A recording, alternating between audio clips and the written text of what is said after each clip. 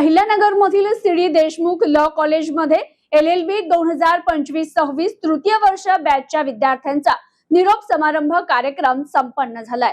अहिल्यानगर मधील CD. Deshmukh law college मध्ये LLB 2025-26 तृतीय वर्ष बॅचच्या विद्यार्थ्यांचा निरोप समारंभ मोठ्या उत्साहात आणि आनंदी वातावरणात पार पडलाय। यावेळी कार्यक्रमाची सुरुवात मान्यवरांच्या हस्ते सरस्वती पूजन आणि दीप प्रज्वलनाने करण्यात आली आहे। यावेळी प्रमुख पाहुणे म्हणून डॉक्टर साठे सर उपस्थित होते, तर ॲडव्होकेट रियाज बेग यांची देखील प्रमुख उपस्थिती लाभली। कार्यक्रमात विद्यार्थ्यांनी आपल्या शिक्षणातील अनुभव, आठवणी आणि भावना मनोगताच्या माध्यमातून व्यक्त केल्या। सांस्कृतिक कार्यक्रमांनी यावेळी उपस्थितांची मने जिंकली, तर यावेळी गुणवंत विद्यार्थ्यांचाही सत्कार करण्यात आला। तसेच विविध क्षेत्रात उल्लेखनीय कामगिरी करणाऱ्या विद्यार्थ्यांना बक्षीस वितरित करण्यात आले।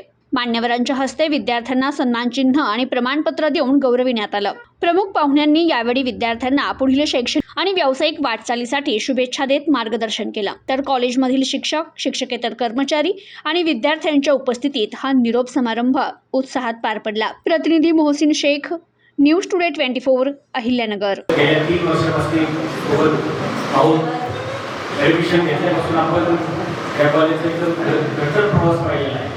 आपल्याला ॲडमिशन घेण्यापासून काही लोकांना कसरत करावं लागली, कोणाला करावं लागली का माहिती आहे, तो तुम्हाला करावं लागली। आमचे त्यावेळेस भांबरे साहेब होते मार्गदर्शक,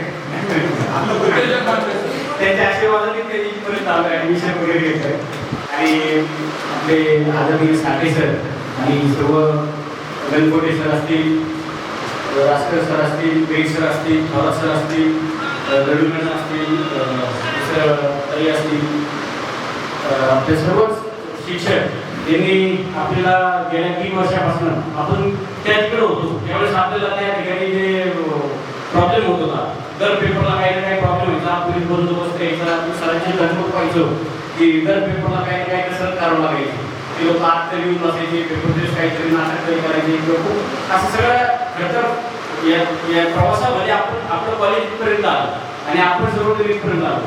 मध्यंतरी अशी परिस्थिती होती, कॉलेज पूर्ण होईल अशी परिस्थिती, परंतु साठे सरांनी या सगळ्या प्रतिकूल परिस्थितीमध्ये आपल्या सर्वांना इथपर्यंत आणलं। आणि आपले पेपर असतील, आता आपण सर्वजण बाकीच्या ठिकाणी देखील पाहिलं होतं ॲडमिशनची प्रक्रिया काय होती किंवा कशा पद्धतीने ॲडमिशन होत होते।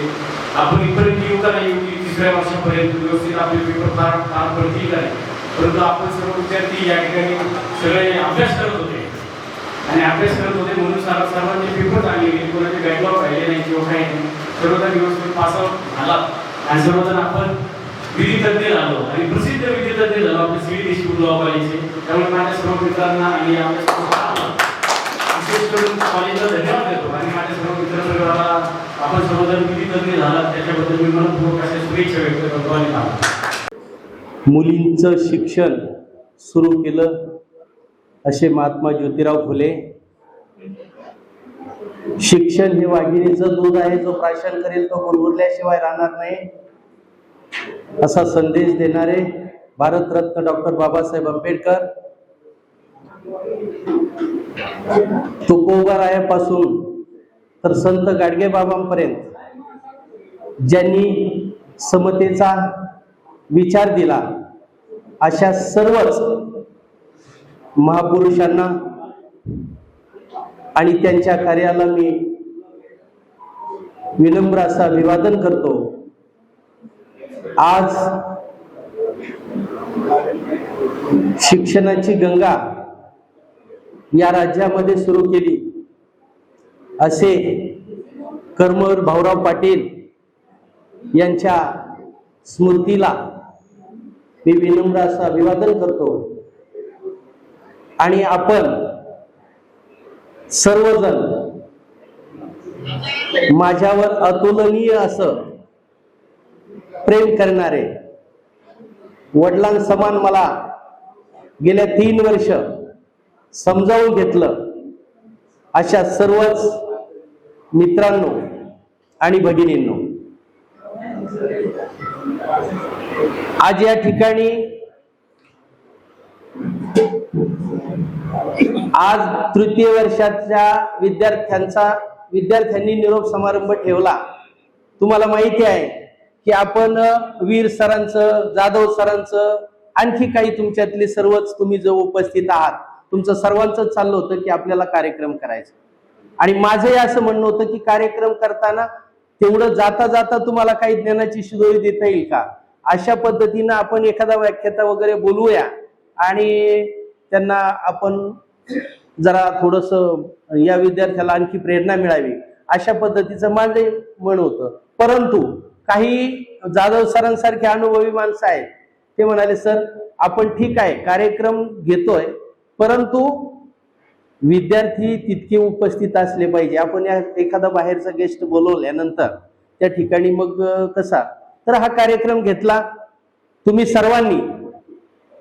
सर्वांचं या ठिकाणी स्वागत केलं, सत्कार केला, त्याबद्दल पुन्हा एकदा तुमचं अंतःकरणापासून अभिनंदन करतो. विद्यार्थी मित्रांनो, 2013-14 मध्ये या संस्थेचे संस्थापक माजी मंत्री आदरणीय लक्ष्मणरावजी ढोबळे साहेब हे नागपूरवरून सोलापूरला चालले होते आणि त्या रात्री मला सांगितलं की तुम्ही कुठे आहात, नगरला या. मी त्या ठिकाणी गेलो सर. त्यांच्या बरोबर सोमेश वैद्य नावाचा त्यांचा PA होता आणि त्यांनी सांगितलं का अरे ही जागा आपण घेतली, त्यावेळी ते अन्न नागरी पुरवठा मंत्री होते आणि तुम्हाला काही करता आलं तर पहा.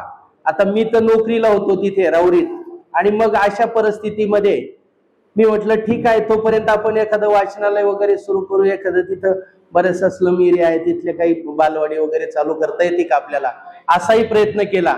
आणि त्यावेळेला मी सर माझे स्वतः जवळजवळ 10 लाख रुपयाचे माझी स्वतःचं वाचनालय घरामधलं ते सर्व पुस्तक आणून इथं, त्यावेळी खासदार तुकाराम गडाख होते आणि त्यांच्या माध्यमातून बबनराव पाचपुते होते आणि इथले स्थानिक खोतकर साहेब वगैरे असे अभंग होते, पांडुरंग अभंग आमदार. तर त्यावेळी मग मी ते वाचनालय तिथं खूप भव्य आणि दिव्य असा कार्यक्रम घेतला आणि मग आपण ही संस्था चालू केली. मध्यंतरी 13-14 त्या सत्तेत असताना, परंतु कालांतराने हे कॉलेज बंद पडलं. 13-14 आपण लॉ कॉलेज सुरू केलं त्यांनी, आणि सोमेश वैद्य वगैरे गेल्यानंतर मला एवढं लक्ष देता आलं नाही, आणि शेवटी पुन्हा 18-19ला पुन्हा सर आले, पुन्हा सोमेश वैद्यला पाठवलं आणि तेवढं ते चालू करा, काहीतरी तुम्ही करा हे. तर म्हटलं ठीक आहे. आणि मग 18-19लाच आपण प्रस्ताव सादर केला, बार काउन्सिलला केला, पुन्हा हे नव्याने, आणि मग आपण 20ला आपल्याला मान्यता मिळाली लॉ कॉलेजला. मग अशा परिस्थितीमध्ये ज्यावेळी हे केलं सर, तर त्यावेळी हे पूर्णपणे कंपाऊंड ते शेजारचं परिसरातलं, तुम्हाला कल्पना आहे, अक्षरशः मी त्या भिंतीला स्वतः पाणी मारलं सर. इतकं काही असं विचित्र होतं. इकडे बिल्डिंग बांधली, आतमधलं इन्फ्रास्ट्रक्चर सर्व केलं, सर्व सुसज्ज केलं, व्यवस्थित केलं, तिथं झाडही लावले, तहसीलदार असतील तुमच्या उपस्थितीत असतील, समोरचं ते विद्यार्थ्यांच्या पार्किंगची व्यवस्था केली, पत्र्याचे शेड होते, सर्व आपण सर्व त्या ठिकाणी व्यवस्थित केलं. की जिथं काटे होते तिथं फुलं आपण वेचण्याची वेळ आली होती, आणि होतेच पहा एंट्री करताना पूर्ण असे फुलझाडी वगैरे एकदम छान होतं, लॉन केलं, सर्व केलं. आणि अशा अवस्थेमध्ये एवढं पहिली दुसरी बॅच झाली असेल, नंतर तिसऱ्या वेळी CD देशमुखचं नाव सगळीकडे येऊन राहिलं आणि मग लोकांना त्रास द्यायला सुरुवात केली. मग अशा परिस्थितीमध्ये काम करत असताना आपण काही कोणाला घाबरलो नाहीत, म्हणजे प्रचंड त्रास द्यायचे, पण त्याच्यासाठी आपल्याला सिक्युरिटी फोर्स मागावा लागला, पोलिसांची मदत घ्यावी लागली. पण हे सर्व करत असताना 3-4 वर्ष गेले पहिले, पण नंतरचे सर्व त्रास इतका प्रचंड झाला. तुमच्या सारख्या विद्यार्थ्यांनी मला बळ देण्याचं काम केलं, तुमच्यामुळेच मी हे सर्व करू शकलो. कारण जर मला काही आवश्यकता नाही सर, मी त्या ठिकाणी जाधव सर असतील ना, इथं गेले काय आहेत का, की आपण आपलं काम झाल्यानंतर आता काही जो आयुष्याचा शेवट असतो, रिटायरमेंट झाल्यानंतर जरा व्यवस्थितपणानं शांतपणानं राहावं असं प्रत्येकाला वाटतं, प्रत्येक कुटुंबातील व्यक्तीला वाटतं का यांनी जरा शांत बसावं. परंतु ते तसं नाही. माझे तिथलं कार्यभार संपल्यानंतर मला तसा प्रशासनातला अनुभव होता. आता अजून काही विद्यार्थी पण आहेत कॉलेजचे माझ्या तिथल्या क्लार्क वगैरे होते ना, ठोकळे वगैरे. तर हे करत असताना तिथेही माझ्याकडे सर 29 स्कूल होते राहुरीमध्ये काम करत असताना, वांबोरी वगैरे सर्व तालुक्यातली. पण तरी देखील माझी तेवढीच त्या म्हणजे कामात मला आत्मीयता होती. जे काम करायचं ते प्रामाणिकपणानं करायचं. कुठलंही काम करत असताना त्याच्यामध्ये स्वतः झोकून देऊन आत्मीयतेने जर केलं तर ते निश्चितपणानं सक्सेसफुल होतं. आणि म्हणून सकारात्मक दृष्टिकोन जर ठेवला तर अवघड असं काही नाही. अशा पद्धतीनं ज्यावेळी हे पहिली बॅच बाहेर पडली, सर म्हटले की माझी म्हणजे त्यावेळी 3 वर्ष संपल्यानंतर सोलापूरचे विद्यार्थी होते सर, काही डॉक्टर होते यांच्यासारखे, एक सुधाकर कांबळे डॉक्टर होते, त्याच्यानंतर दुसरे ते भोसले डॉक्टर, असे होते डॉक्टर, अडचित्रे डॉक्टर, असे तर हे लोक सर्वच होते. मग या परिस्थितीनं ज्यावेळी आपल्याला एकमेकाला, आणि त्यावेळेला सर दुर्दैवाने कोरोनाचा पिरियड होता काही वेळा. त्या कोरोनाच्या पिरियडमध्ये इतकी प्रचंड त्रास झाला की मग त्या डॉक्टर लोकांचा फार उपयोग झाला सर. हे अडचित्रे सर असतील, इतर लोक असतील, म्हणजे आपला जो हे कौटुंबिक संबंध आहे, जसं आता सरांनी सांगितलं, वीर सर म्हणाले की सर की ज्यावेळी हे आता आपले हे डॉक्टर, आणि मग प्रत्येक मार्गदर्शन आपल्याला काही मेडिकल प्रॉब्लेम असेल तर तो विचारतो आपण, काही कुणी असे याच्यामध्ये असेल इलेक्ट्रॉनिक मध्ये, आता ज्या त्या क्षेत्रामध्ये जो तो त्या पद्धतीने तो प्रगत असतो. आणि अशा पद्धतीनं आपण सर्वजण एकत्रितपणानं त्या ठिकाणी काम केल्यानंतर आपल्याला एकमेकाचं सहकार्य लाभलं आणि त्याच्यातूनच चांगल्या पद्धतीनं आपल्या विधी महाविद्यालयातील विद्यार्थी बाहेर पडले. बाहेर पडत असताना माझ्याकडे ज्या लेक्चरर होत्या, एक शेख मॅडम, त्या न्यायाधीश झाल्या. त्या स्वतः पेढे घेऊन आल्या मला, सर माझं काम झालं म्हणे. मला खूप आनंद वाटला. म्हटलं अरे तिथून इथं आल्यात मॅडम आपल्याला श्रीरामपूरच्या, गेले का बेल सर, इथं लेक्चरर होत्या. तर मग अशा पद्धतीने आता हा प्रवीण वीर आता विधानसभेमध्ये बसलाय आपला क्लास 1 ऑफिसर. हा आपला अभिमान आहे. सी.डी. देशमुख लॉ कॉलेज मधून हे विद्यार्थी गेलेत पहा. म्हणजे असे कितीतरी विद्यार्थी ज्या त्या क्षेत्रामध्ये चांगल्या पद्धतीने इथून गेलेला प्रत्येक विद्यार्थी चांगलाच पूर्णपणानं त्यांनी सी.डी. देशमुख लॉ कॉलेजचं नाव कमवलेलं आहे. आणि मग हे सर्व करत असताना आपण हार मानायची नाही, आपण सोडायचं नाही. आणि अशा भावनेतून मी तुमचं हे जे बळ मिळतंय मला, म्हणून मला थकवा येत नाही सर. मी सकाळी 8 पासून गाडी, रस्ता किती खराब आहे, त्या ड्रायव्हरला थोडं ताराबादून येत आहेत माझं ड्रायव्हर पहा, मग 15 किलोमीटर अंतर तो गाडीने येतो. मग मला पुन्हा इथं यायचं, पुन्हा दिवसभर काम करायचं, पुन्हा संध्याकाळी जायचं.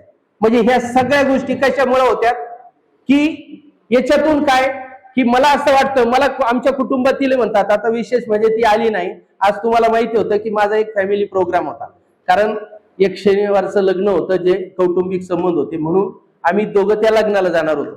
परंतु मग त्याच्यामुळे तिला म्हटलं तू त्या लग्नाला जा जे आमच्या सहचारीने आहेत. आणि मग मी या कार्यक्रमाला आलो. पण सगळ्यात महत्वाचं सांगायचं म्हणजे त्यांनी सर्वांनीच कुटुंबांनी मला साथ दिली, त्या पद्धतीनं तुम्ही साथ दिली आणि म्हणून आपण इथपर्यंत आलो. आता या ठिकाणी सर्वात महत्वाचं माझा जो स्टाफ आहे, आता हे बेग सर इथून गेले. बेग सर अगदी टू बी फ्रँकली त्यांनी मला सांगितलं, जयबीन मॅडम असेल, बेग सर असेल, कुणी अगदी गणगोटे सारखं होय ना, सर आम्हाला एवढ्या पेमेंट मध्ये आम्हाला तिकडे जरा जास्त पेमेंट मिळते, मला शक्य जेवढं आहे तेवढं देतो बाबा, तुम्हाला जायचं तर जावा. मग पुन्हा गेले, पुन्हा आले. तशाच पद्धतीनं आपले विशाल इथं काही काम, म्हणजे विशाल तिकडे तर कामाला होता, पण मध्यंतरी प्रॉब्लेम असा की 1.5 महिना हा पालवी नव्हता. मला इतका प्रॉब्लेम झाला सर, मी त्या जाधव सरांना माहिती आहे की नाही माहित नाही, पण वाकचौरे नावाचा तुमचा क्लर्क मी बोलवला सर. मला विद्यापीठल्या लोखंडे साहेबांनी सांगितलं की ते तुम्हाला घ्या, तर त्या वाकचौरेंकडून मी काही काम करून घेतलं सर. काय जे काम त्याच्यामध्ये जो तज्ज्ञ आहे आता म्हणजे त्या पद्धतीनं केलं, मग पुन्हा त्या विषयाला इथं बोलून घेतलं आणि बाबा रे हे काम कर. त्याच्यानंतर मग पालवे पुन्हा ते स्कॉलरशिपचे काही विद्यार्थ्यांचे प्रॉब्लेम, हे तू मला पूर्णपणानं नीट करून दे. मग तर म्हणजे ह्या सगळ्या गोष्टी करत असताना बरेच प्रॉब्लेम येतात, पण इतकं सोपंही नसतं. पण हे फक्त तुमच्या प्रेरणेने हे सर्व चाललेलं आहे. तुम्ही म्हणाल की सर नाही, जसं तुम्हाला वाटतं का बा ही सर्व कॉलेज साठे सर असतील किंवा बेग सर गणगोटे सर असतील, सारंग सर असतील किंवा भोसा सर असतील, हे सगळं काही तर विद्यार्थी मला बोललेच ना मध्यंतरी की सर काही शिक्षक इथून गेल्यानंतर मग आपलं काय नाही. परंतु सर आज आपले कॉलेज जिल्ह्यामध्ये टॉपला आहे.